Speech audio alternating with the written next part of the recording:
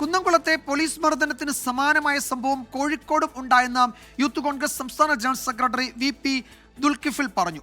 Bank account തുറക്കാൻ പോയ കായിക താരം ആദിലിനെ പോലീസ് മർദ്ദിച്ചു. ഹവാല പണമിടപാട് കേസിലെ പ്രതികളെ പിടികൂടാനെത്തിയ പോലീസാണ് മർദ്ദിച്ചത് എന്ന് ദുൽകിഫിൽ പറഞ്ഞു. പണം നൽകിയാണ് ആദിലിന്റെ പരാതി പോലീസ് ഒതുക്കി തീർത്തത്. മേപ്പയൂർ സ്റ്റേഷനിലെ CCTV ദൃശ്യങ്ങൾ പുറത്തുവിടണം എന്നും ദുൽകിഫിൽ ആവശ്യപ്പെട്ടു. അവിടെ പ്രതിയെ അറസ്റ്റ് ചെയ്യുന്നു. അതിൻ്റെ കൂടെ ക്യൂവിൽ നിന്ന ഈ സ്പോർട്സ് താരത്തിനെ അതിൻ്റെ കൂടെ അറസ്റ്റ് ചെയ്യുകയും അദ്ദേഹം കരഞ്ഞ് കാല് പിടിച്ച് പറഞ്ഞിട്ടും അദ്ദേഹത്തെ ഒഴിവാക്കിയില്ല എന്ന് മാത്രമല്ല, മെഡിക്കൽ കോളേജിൽ കൊടുത്ത റിപ്പോർട്ടിൽ അദ്ദേഹം പറയുന്നത് പോലീസിൻ്റെ ഓഫീസിൽ വെച്ചും അതോടൊപ്പം തന്നെ സ്റ്റേഷൻ്റെ ഉള്ളിൽ വെച്ചും പുറത്ത് വെച്ചും എന്നെ ക്രൂരമായി മർദ്ദിച്ചു, എൻ്റെ ചെവിക്ക് സാരമായ പരിക്ക് പറ്റി എന്നുള്ളതാണ്.